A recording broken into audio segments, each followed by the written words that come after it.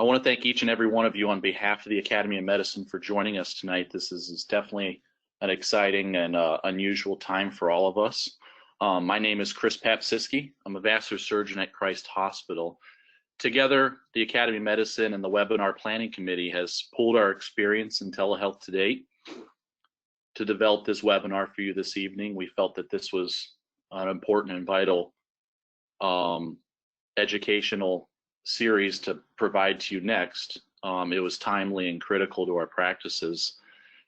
That's because the Academy of Medicine of Cincinnati does exist to organize, represent, advocate for, and serve the physicians of Greater Cincinnati in all specialties and all practice environments. And this obviously includes our current crisis, where many of us have or wish to access our patients safely through telehealth. So our agenda for this evening, we'll start with an introduction to telehealth and quickly talk about technology and available platforms, what we should use, what we should not use, how to implement this into your practice. We'll briefly touch on some proper telehealth etiquette, how it differs from your face-to-face encounters, and some do's and don'ts. We'll go into some documentation, and then we'll end with a guide of billing and coding telehealth visits, which I'm sure most of you are eager to learn and most of you are here for. At the end, we're gonna spend some time doing a question and answer session. This is if we have time. We're hoping to keep this webinar as close to 45 minutes as possible, and we're gonna try to stick to that. If we do run short on time, please send your question to us either through our Academy email, which I'll provide you at the end of the webinar, or through the chat function of GoToWebinar. We'll record all those that are asked in the chat or emailed, and we plan on sending out a frequently asked questions PDF to all registrants, as well as posted on our website. So why telehealth? I'm sure most of us know this answer already, but this really connects physicians and patients in different locations. Primarily during this crisis, it allows us to isolate ourselves from the rest of the community and keeps our patients and our staff members as safe as possible. It also conserves PPE resources, but I think for primarily moving into the future, this can help reduce the travel burdens of our patients and potentially extend our practice in a further distance outward. This definitely can improve access to care and the efficiency of your care. Improves continuity of care, such as following a surgery or a hospital discharge. It allows you to quickly and easily check in with your patients. And definitely can give us a tool to overcome physician shortages in certain rural communities. Potential types of visits you can consider on providing telehealth in your practice. Acute care, simple things that can be handled through a virtual visit, like a cough or a rash. You can even handle some chronic disease with a blood pressure checkup, lab results. You can perform preventative screenings or have a conversation about tobacco cessation. You can perform a hospital or emergency department follow-up. This allows you to gain access to that patient in a more quickly and timely fashion than your next available appointment. This allows you to coordinate care. Obviously, virtual telehealth connects you and your patient, but you can definitely coordinate care by having another physician come onto the call, maybe a social worker, and allows you to triangulate and bring all the different physicians in the practice together. You can perform medication management, adjustments, compliance, even just checking with your patient to see, are you taking your medications and are you taking them appropriately? I think this is a great avenue for behavioral health and our psychiatry partners. And definitely allows you to perform quick and easy surgical follow-ups, obviously not in those patients that have sutures to remove or need an incisional check. Consider the platforms for telehealth. Really, simplest is best. This is something you're going to offer both your young and your old patients, and you want to be able to remain consistent, not only for your patients, but for your staff and for you as well. So find and use something that's easy to use, easy to train your staff, and easy to teach your patients. I think Zoom is a very widespread and somewhat easy format to use when you can get it to work properly. FaceTime and Skype are well-known and well-utilized functions. But other things like Facebook Messenger, Google Hangouts, GoToMeeting, Doximity, or Microsoft Teams, these are all potential things that physicians in our community might be using. But remember that when considering a platform, you need to consider HIPAA and your privacy. So definitely during this process, CMS has relaxed the guidelines as far as HIPAA and privacy concerns, and you really can use any platform that you want currently, and CMS has waived the threat of fines and penalties for improper HIPAA. None of us really know whether this is going to be temporary or permanent, or what the future regulations are going to hold. We'll just have to wait and get future input from CMS. But definitely make sure that you use a HIPAA vendor described app, such as the one I talked about. One thing you definitely cannot use are public facing apps like Facebook Live, Twitch, TikTok. You definitely don't want to be in a format where your interaction with the patient is on social media or online. These helpful links will be provided to you in the slide deck that'll be sent to all the registrants after the presentation. So when you're setting up your telehealth practice, absolutely patient selection is key. You want to try to identify the patients that are most likely to succeed. And then after you have an idea what that patient needs or what you need to offer them, decide whether a face-to-face encounter is going to be best, whether this is something that you need audio and visual, or whether just audio, or whether this can be something you can do through an e-visit or a virtual check-in through apps such as MyChart. But make sure when these patients are getting scheduled, and for yourself, make sure you set expectations for that appointment. You really need to commit to the time slot, because there's not an easy way to have 4 patients in a waiting room and 4 rooms full of patients so that you can keep moving. You have to kind of keep to your time slot to stay efficient. We'll talk about this a little bit further, but how do you check in these patients before their visit so you can keep yourself efficient and moving? And ask patients to prepare their questions ahead of time. So designing your workflow in your office, really identify what support you'll need for telehealth and how that differs from your current practice currently. Make sure you update those protocols, routines that you have running in your office currently. See what additional clinical staff you'll need, what additional administrative staff to schedule those patients, maybe IT support.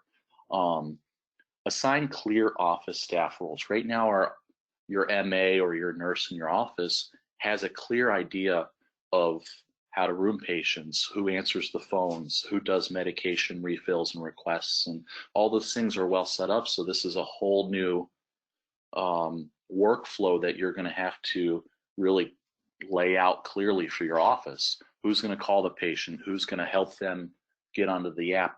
Who's going to do some of the checkout process after your virtual encounter?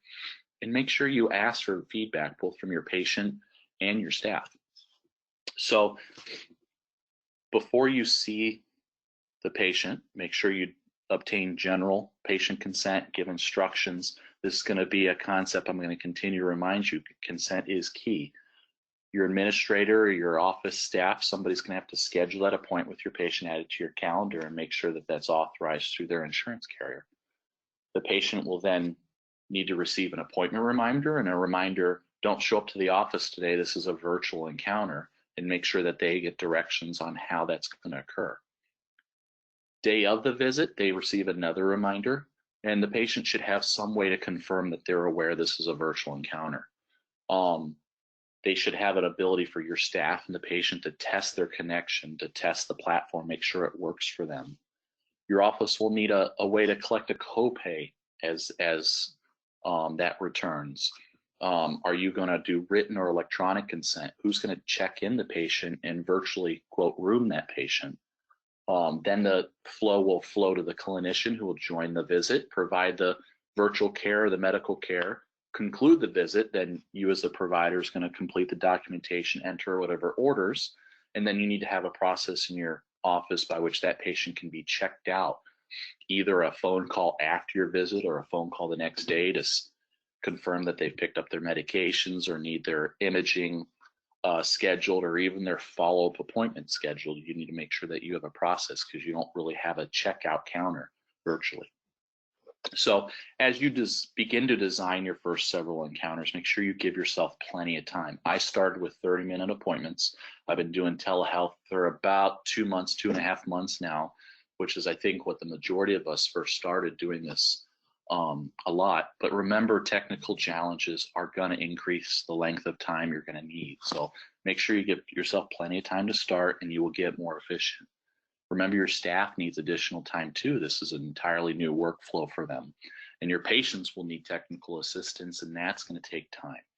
So as you begin to introduce telehealth into your practice, try to think what your preferred balance is going to be. Are you going to see one telehealth patient per hour, one telehealth to every 2 patients, etc.? So it may be a little bit of trial and error to figure out what works best for you, but make sure you start slow and just adapt to what works best for you and your patients.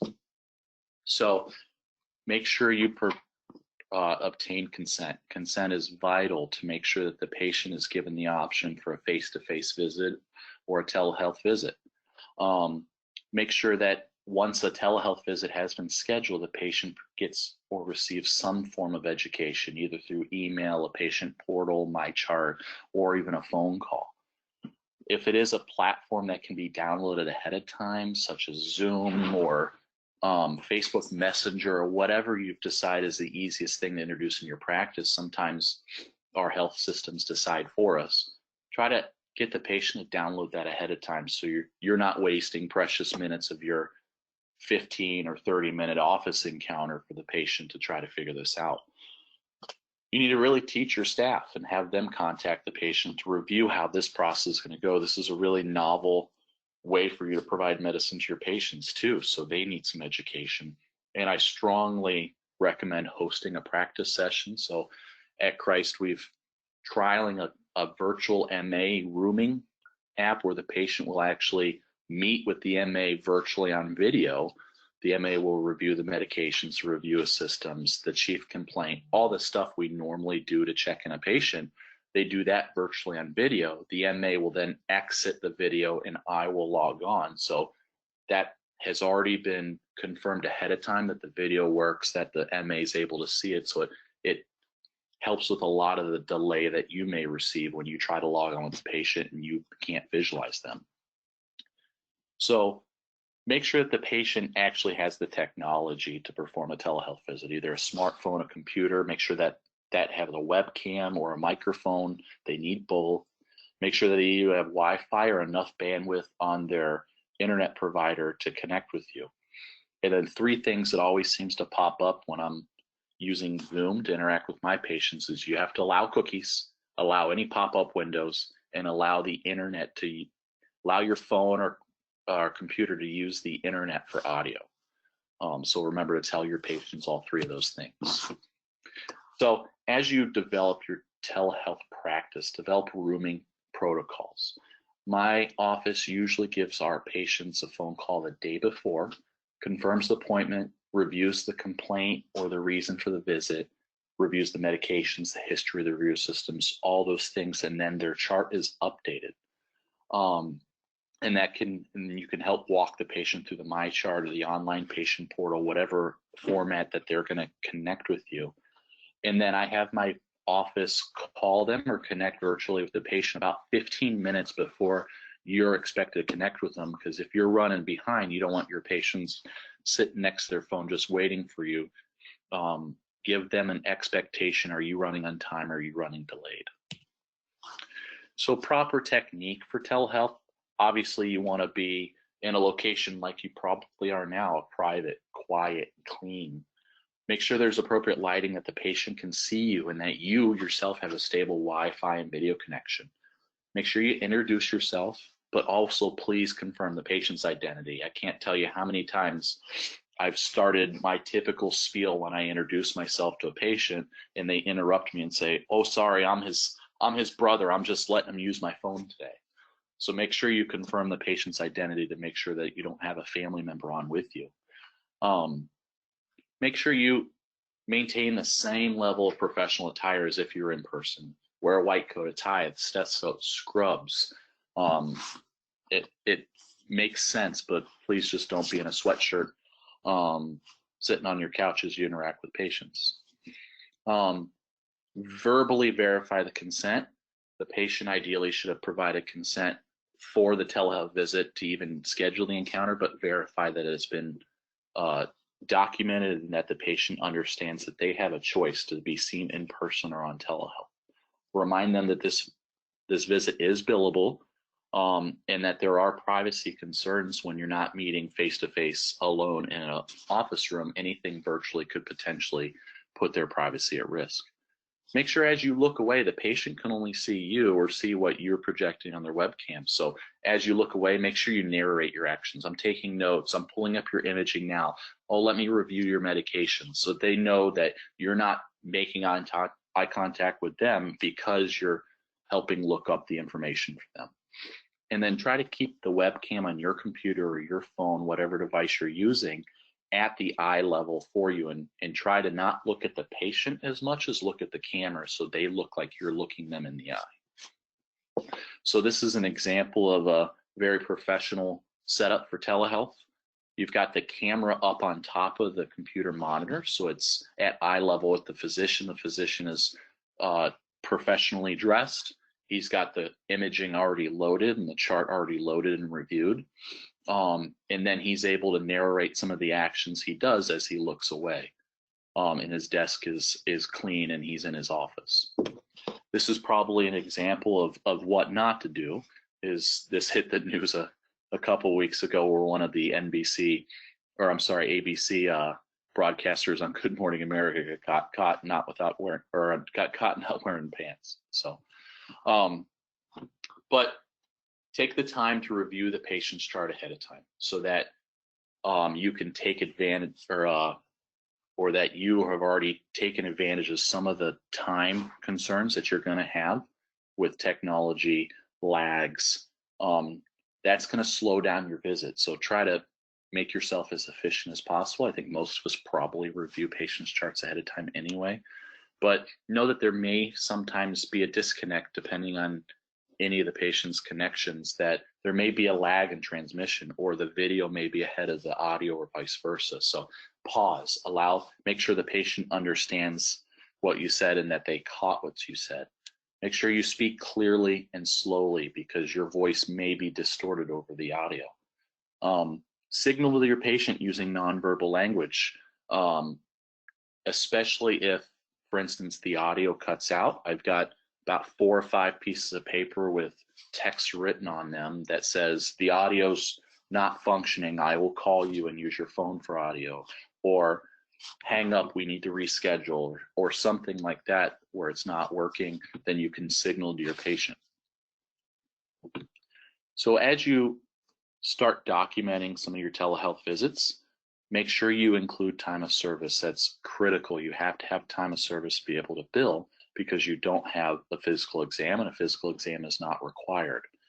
What's required for billing, and Maxine will go over that in just a few minutes, is time of service and your medical decision making, which are going to make up the components of your billing. But you need to document that you've obtained consent, what platform you used, where the patient is, where you are, and what your need for telehealth services is. But remember, a physical exam is not required, but make sure you document what you do, what physical exam you are able to perform. I think most of the healthcare systems in the city have developed their own statement at the beginning of their telehealth, but here's an example from CMS of the type of documentation that they suggest. I am seeing my patient today virtually using a HIPAA-compliant video conferencing technology with Zoom. The patient's provided full consent, understands the risk and benefits of proceeding. I'm seeing the patient today from my office in Cincinnati, and the patient is at home in Kentucky. And that satisfies some of the licensing concerns that we have. So briefly on physical exam, there are a lot of things that you can assess visually. You can have the patient stand up in a profile view to you to see if there's abdominal distension. If you want to have them test out certain muscular groups, you can have them do squats, push-ups, range of motion, whatever their chief complaint or what you need to be able to visualize to evaluate them. Erythema, edema for skin. You can even have them do creative things like walking in place in front of the camera to see if they get short of breath. There's a ton of visual neuro exams, but you really need to be creative. Figure out a way to evaluate your patients so that you can satisfy what you need to gain from those patients to feel comfortable treating you or treating them. And I want to emphasize that if you don't feel comfortable treating a specific patient because of a lack of a physical exam, there's something you're concerned about, or you need to lay hands on that patient, that's probably an encounter to wrap up, say, I think we just need to see each other in person. Let's get you scheduled for a face-to-face encounter. And those are patients you bring in. Don't obviously try to force a telehealth visit if it's not clinically appropriate or makes you uncomfortable. So technical issues will arise. You need to have a plan. Know when to switch to a telephone visit if the video is not working, or when to reschedule in person because the patient just doesn't have a strong enough Wi-Fi connection. Make sure you have a backup video option. So at Christ, I've been using Zoom. It works, and it's hit or miss, obviously, just like most technology platforms. But if that doesn't work, my MA knows about 5 minutes into their scheduled visit, if she and the patient can't figure out how to get Zoom to load, or can't get the patient through or navigate my chart to be able to load Zoom, we switch to Doximity, which is just a text I send to the patient through the app. It hides your phone number, where it'll pop up and say, Dr. Papsiski would like to video chat with you. They click the link and it pops straight up in an internet browser. So have a backup. I think I've found it very advantageous, so you don't end up having a lot of cancellations or reschedules as you start to introduce this in your practice. So finally, as you begin to incorporate telehealth, review your process, incorporate your staff's feedback, your patient's feedback. Where can you yourself increase efficiency? You may have to switch around certain clinical roles with your staff, or your checkout, your check-in process. So give some thought to that. Try to streamline the administrative tasks to be able to do as many things ahead of their scheduled visit as possible. See if the patients are happy with this. There are some patients that are just not going to find telehealth desirable, and those are patients you may want to make a note to just bring in only for face-to-face encounters in the future. And make sure you schedule follow-up care and have a process for that so your patients don't get lost. So with that, I'll go ahead and finish up. There are additional resources from CMS, the OSMA, and obviously the AMA, where we gained a lot of our content and advice today, but also make sure you check your specialty societies. They may have more specific information for your practice and your specialty that are going to give you a lot of good tips and tricks, and I think most of the specialty societies have things printed out there. So with that, I'd like to introduce Maxine Lewis. She's going to present our billing and coding portion of our webinar this evening. She's a skilled billing and coding expert with many decades of experience as office manager and biller for her husband's medical practice. Throughout the nation in all 50 states, she's taught Medicare, ICD-9 and 10, CPT coding, accounts receivable, and practice management, in addition to publishing 2 books and being published in numerous national magazines.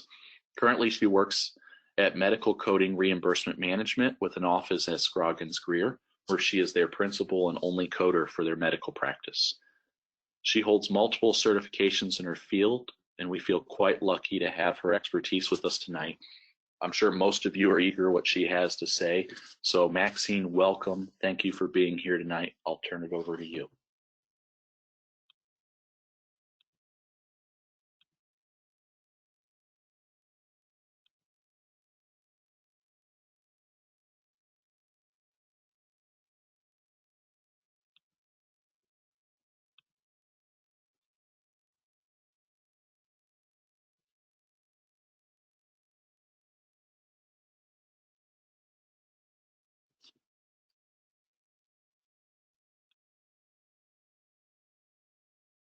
Thank you.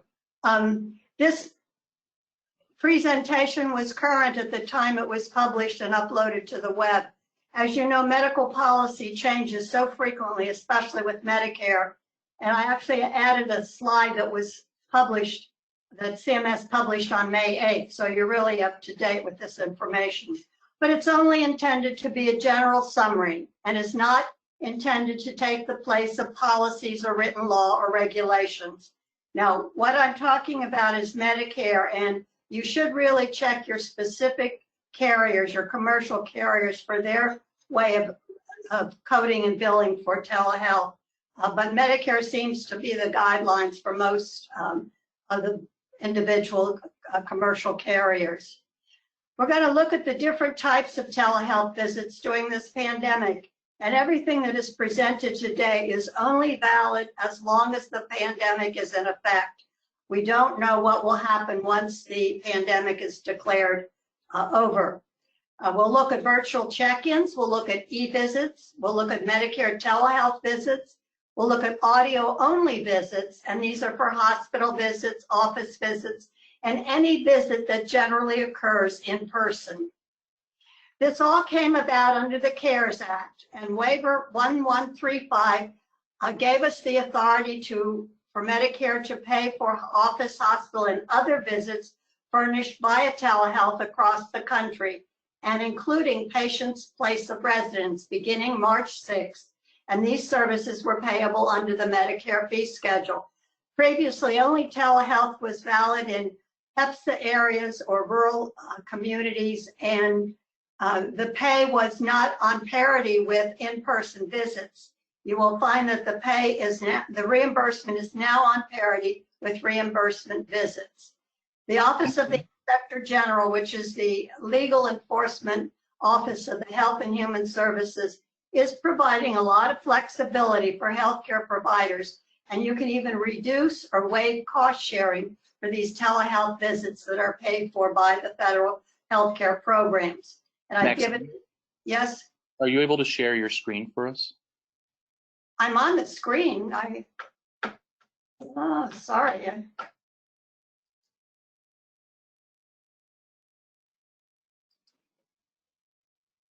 There you go, thank you. Oh, sorry, I'm sorry.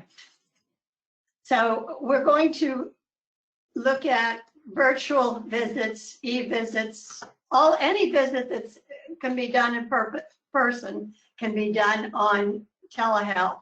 And it was the waiver under the CARES Act that allowed this to happen. Telehealth or telemedicine and related terms generally refer to the exchange of medical information from one site to another through electronic transmission, and this is to improve a patient's health. Innovation of this time is just in the embryonic state, and it will be the healthcare providers who are going to be using this increasingly in the future.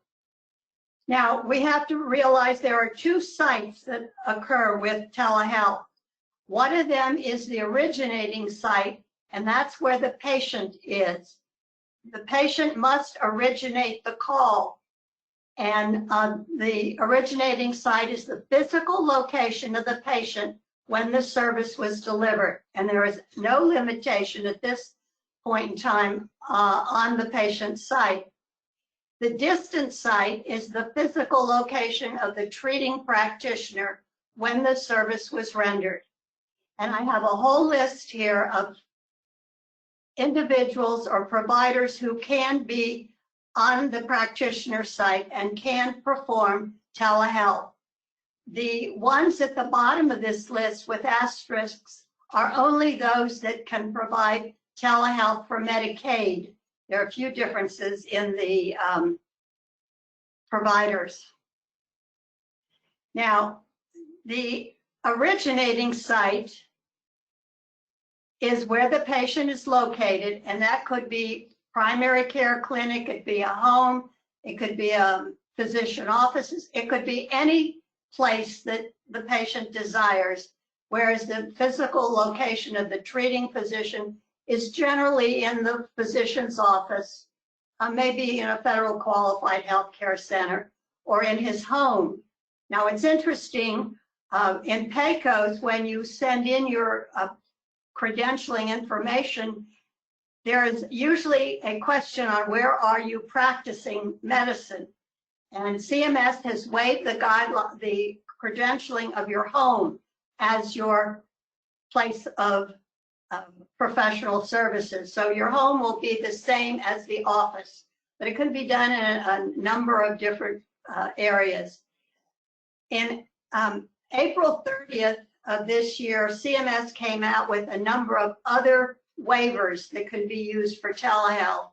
And one of them was the patient's home, inpatient hospital, nursing facility, inpatient psychiatric hospital, and there were a few other places of service for psychiatric codes. Now, the virtual check-in that Chris referred to is probably the least demanding service. It is a service that is virtually a check-in by a physician or qualified health care professional who can report E&M services. That's important. It has to be someone who is credentialed to report services.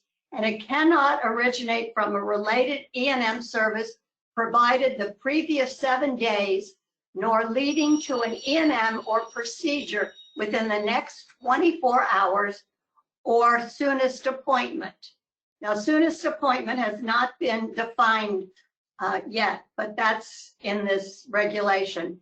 And this is only 5 to 10 minutes of medical discussion.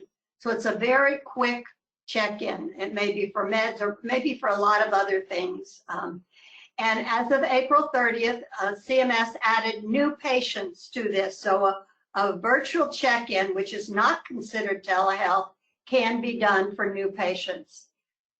We have another code, G2010, which is the remote evaluation of a recorded video or image submitted by an established or new patient, including interpretation with follow-up with the patient within 24 hours and not originating from a related E&M provided within the previous 7 days, nor leading to an E&M service or procedure within the next 24 hours, or nearest and soonest available appointment.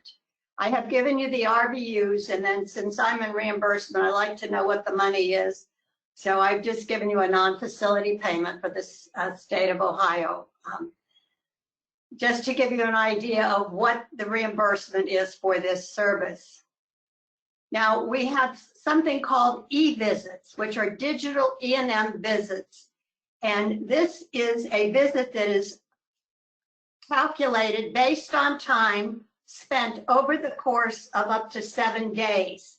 And time is very important when you're picking any of these telehealth visits. And as you will see in the next year, the next calendar year, time will become even more important because it's a way to select your level of evaluation and management services. So if this E&M service was done on a portal by a qualified healthcare professional or physician, we can bill the 99421, which is 5 minutes, 422, which is 11 to 20 minutes, or 99423, which is 21 or more visits or more minutes. So the cumulative time up to 7 days is when these can be billed, and they are noted as telehealth services.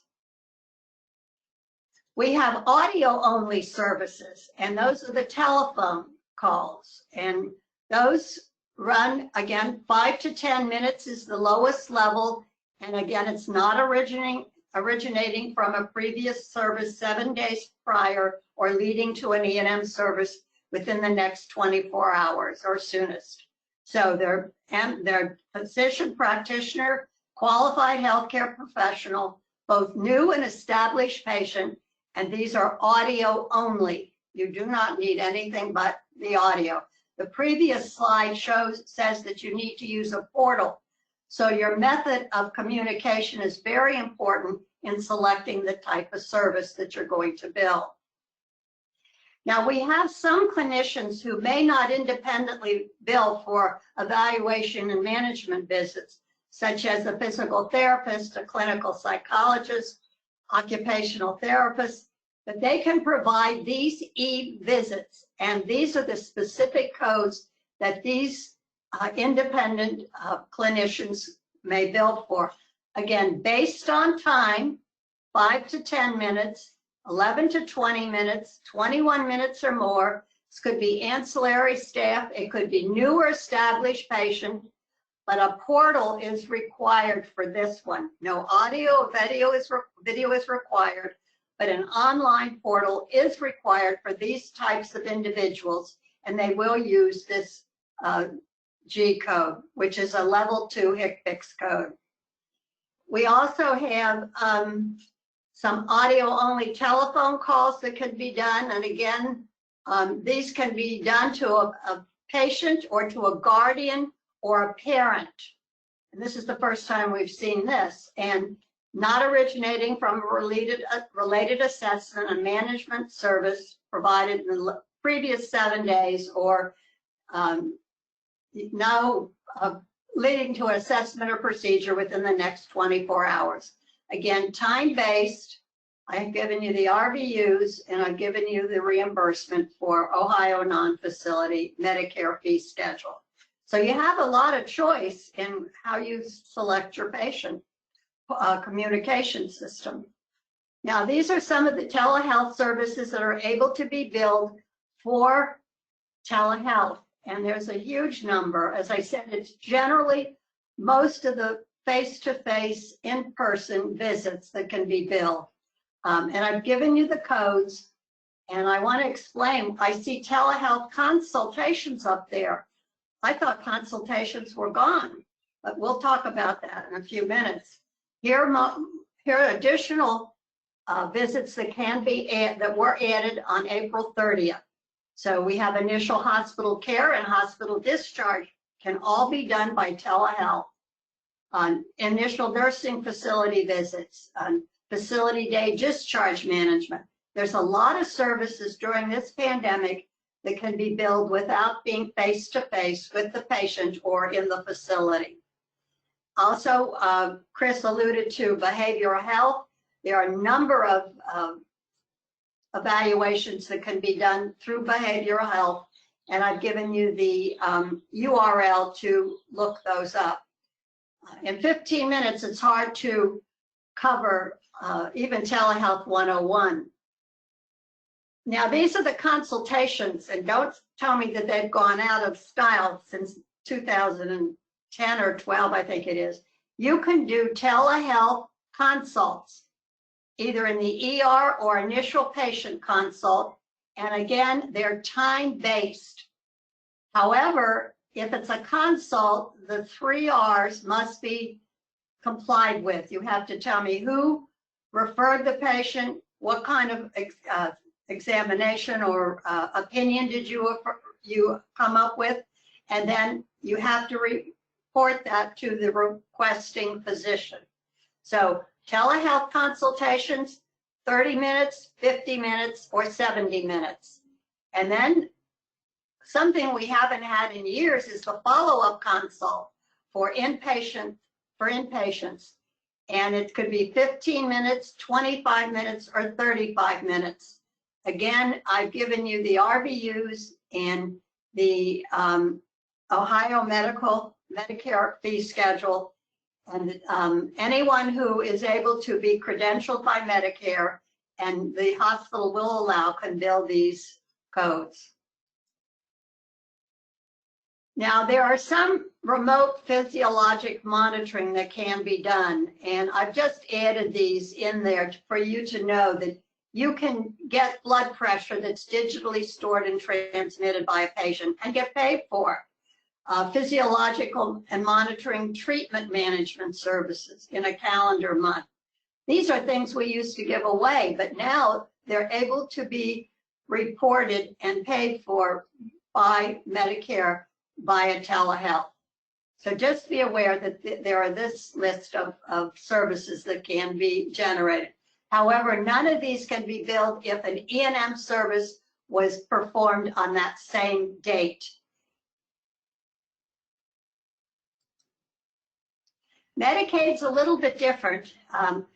They still can allow you to provide healthcare services via synchronous, interactive, real-time electronic communication using both audio and video elements, or you can do these services that do not have both audio and video components. They can allow telephone calls, images transmitted through fax, and electronic mail. The covered individual that can access these healthcare services are wherever they would like to be. For example, they could be in a homeless shelter, a temporary housing, group home. The requirements that they be in specific areas has been waived during this pandemic. Institutional providers, I've given you just the URL for Medicaid, and we have two modifiers that can go on these services that we bill to Medicaid. CR says catastrophic or disaster, and then DR must, if you're an institutional provider, it must be at the header level of the institutional claim. Here are some additional Medicaid providers: non-agency nurse, Medicaid school program practitioners. They've really opened the availability of services by so many different individuals that previously could not provide and be paid for services. A little bit different when you're submitting claims to Medicaid.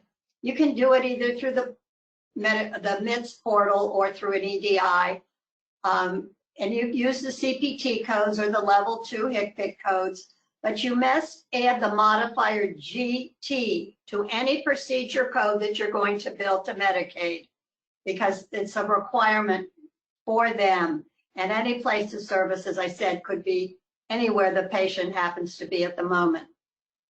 Now, we can report E&M services via telehealth, and we can report the 99201 to the 99205 for our new patient, and then for established patients, it's 99212, 99215. These codes, which are normally done in person, to indicate that they're being done by telehealth, you must add the modifier 95 to the CPT code. So it would be 99201-95, and that indicates an office visit, new patient, level 1 to Medicare. Again, the time or medical decision making is the requirement for this code. In 2021, the entire program for these codes, the 99201 to 215, will change. We no longer will have 3 components for an E&M visit: history, exam, and medical decision making. In this pandemic, CMS has said you don't need the history and you don't need the exam unless they're really medically necessary. All you need is the medical decision making and or time.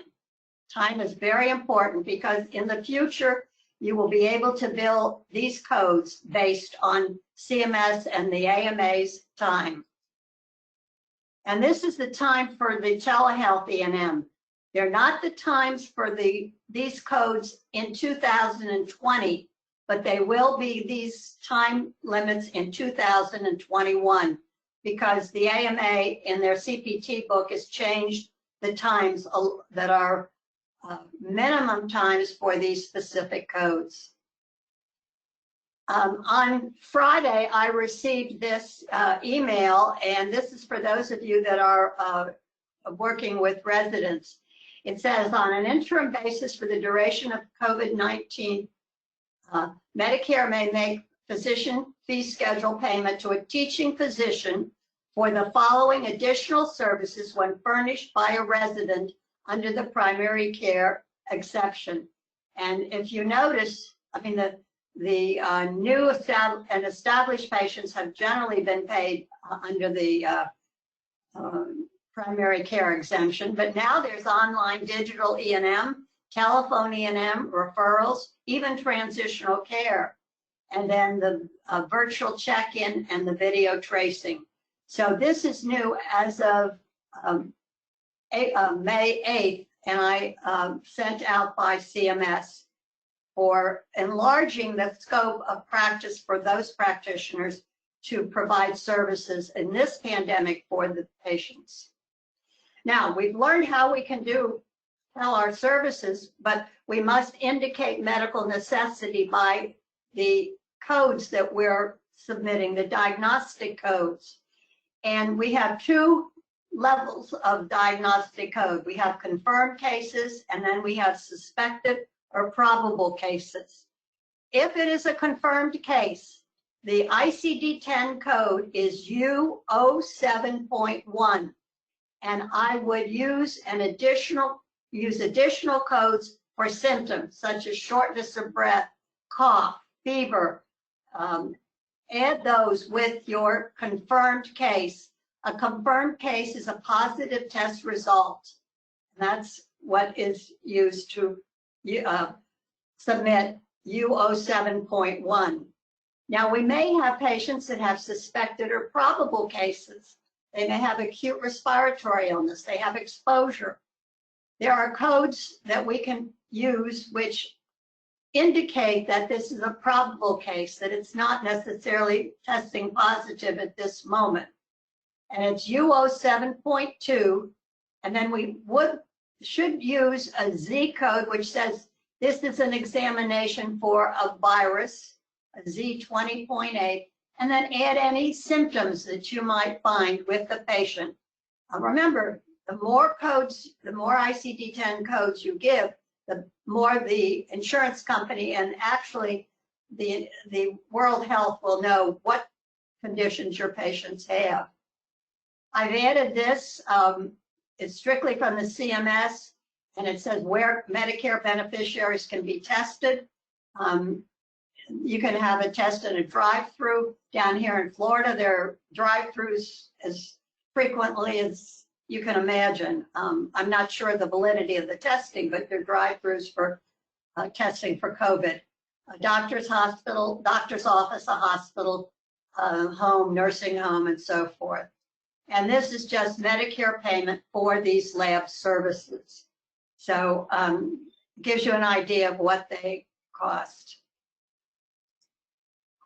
Now, basic requirements of the telehealth visit. Chris alluded to some of these: identity and location of the patient, confirmation of the identity and the qualifications of the physician, document the type of communication, give the patient contact information from the physician, and again, maintain a patient-physician relationship that conforms to your normal standard of care.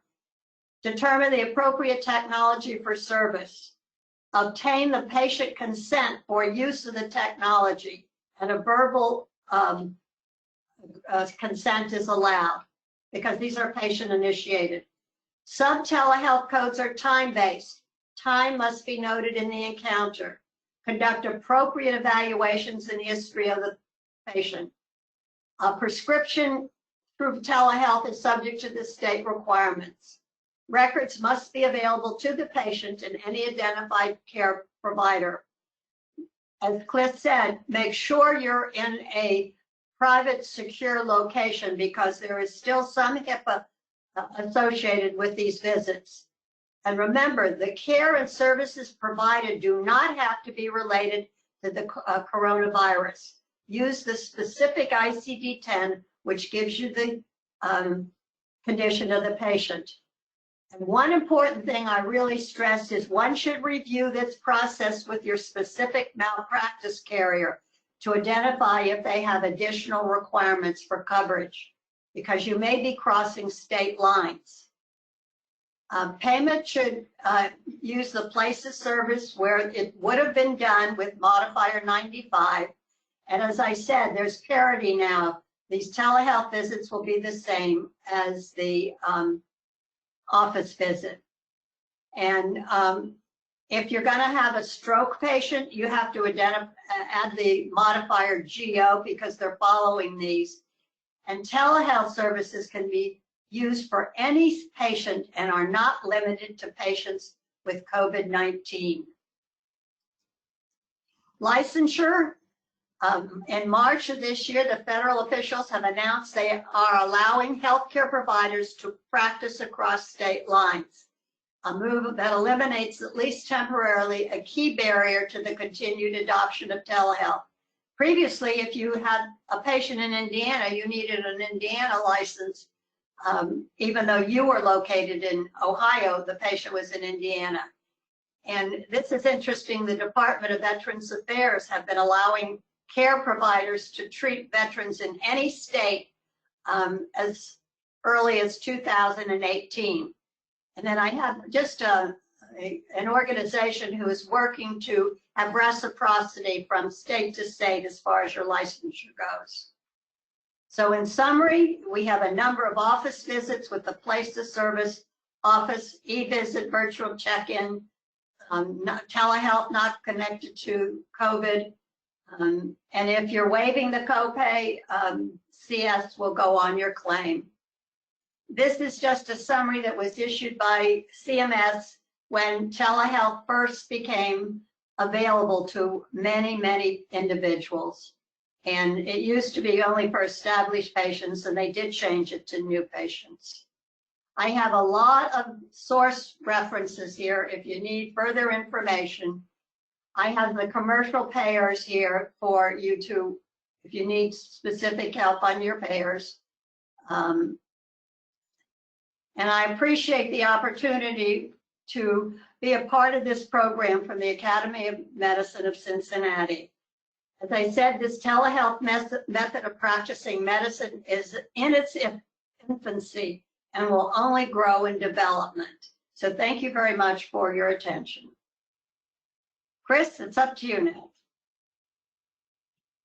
Wow, thank you so much, Maxine. That was incredibly detailed, very informative. I know, at least for me, billing and coding is one of the more confusing parts of being a doctor, and certainly one you have to learn on your feet as we go through. So we really appreciate your dedication to this field and your dedication to educating all of us. So it is now 7:53. It does not look like we'll have any time for questions tonight, as I do want to be respectful of all your time, but I do apologize that you won't be able to ask any questions live here tonight. But I will still want to make sure that everyone has the chance to ask any questions, and we will be sure to answer them online. So please send any questions you may have to the email there, academy@academyofmedicine.org. Also, please fill out your evaluation email. You will all receive a copy of this recording and the slide deck, so that you will have all of Maxine's links, references to all of her information. And thank you if you are an Academy member, and if you are not, please consider becoming an Academy member in the future. I hope all of you have a wonderful evening. Obviously, telehealth is one that we're still learning to implement in all of our practices. So as this becomes more routine, we may come out with a further series of webinars as we learn more about this. So thank you all so much for joining us tonight. I hope this was beneficial and informative. So this will conclude our webinar, and have a great evening.